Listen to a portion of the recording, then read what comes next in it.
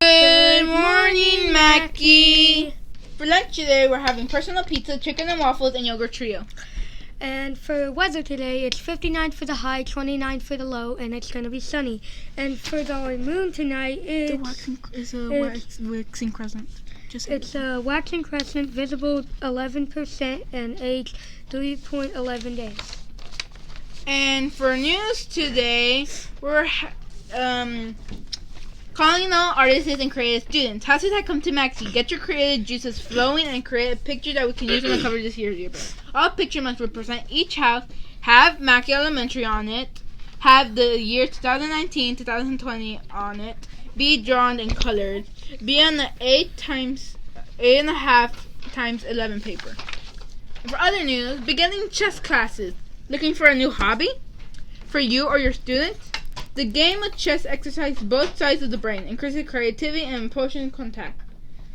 In 5-week classes, you learn how to move the chess pieces, defend, capture, and checkmate your opponent.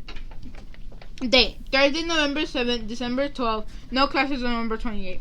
Time: 7 to 8 p.m. Location: MHS Library.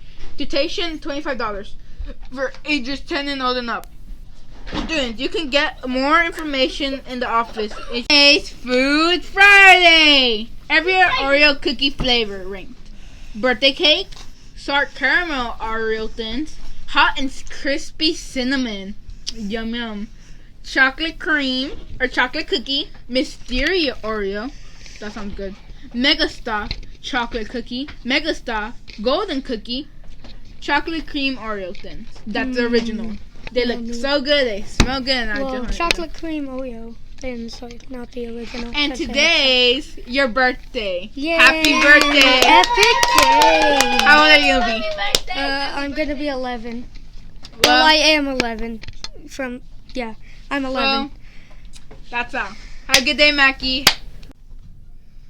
Okay, so on the crazy announcements yesterday, we read the chapter A Painting, and we figured out where there's another Winslow, the artist Winslow Homer, and then we have, of course, Winslow the donkey. So let's see what happens. On chapter 22, it says, Something the Matter? That's what it's called.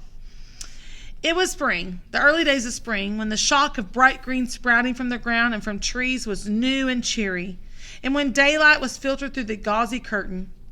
Louis was out in the yard with Winslow, who was galloping about clumsily.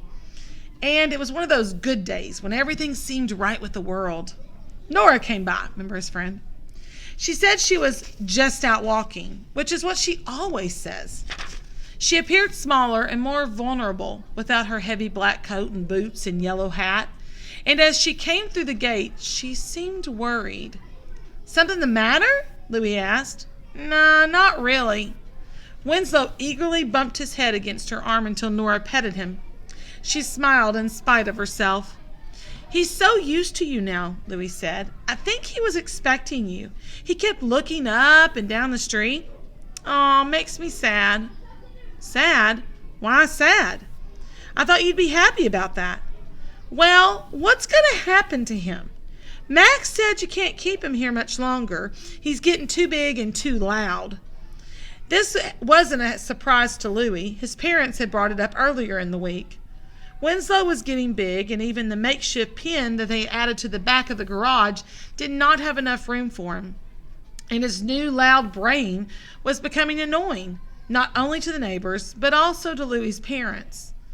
Nora leaned her head against Winslow's neck, her own black curls mixing in with Winslow's gray and black tufts. I bet you have to get rid of him. He will never be this free and happy again. He'll probably get sick and die of sadness. Oh. Louis tugged at Winslow's head, pulling it away from Nora. Why do you always expect the worst? He said. Nora pulled Winslow's head back toward her. To be prepared. Why do you always stupidly expect the best? Stupidly? Louis yanked Winslow's head back again, wrapping his arms tightly around Winslow's neck. I don't always stupidly expect the best. I worry about the worst, but I hope for the best. Nora stood very still, her arms stiff at her sides. Well, you must be disappointed a lot. And you must be sad a lot. Am not. I'm realistic, she said. And you're being mean. Am not? Louie leaned in close to Winslow's face. Am I, Winslow? Am I being mean? Winslow's lips flapped and he sucked his teeth. See, Nora said. He thinks you are being mean. He agrees with me. No, he doesn't. He agrees with me. Winslow butted each of them with his head and kicked his hind legs in the air. I guess he didn't agree with either one of them. All right, that's into chapter 22. Please stand for the American flag. I pledge allegiance to the flag of the United States of America and to the republic of which it stands, one nation, under God, indivisible, with liberty and justice for all. Let's remain standing for the Texas flag. Honor the Texas flag. I pledge allegiance to the Texas, one state under God, one indivisible.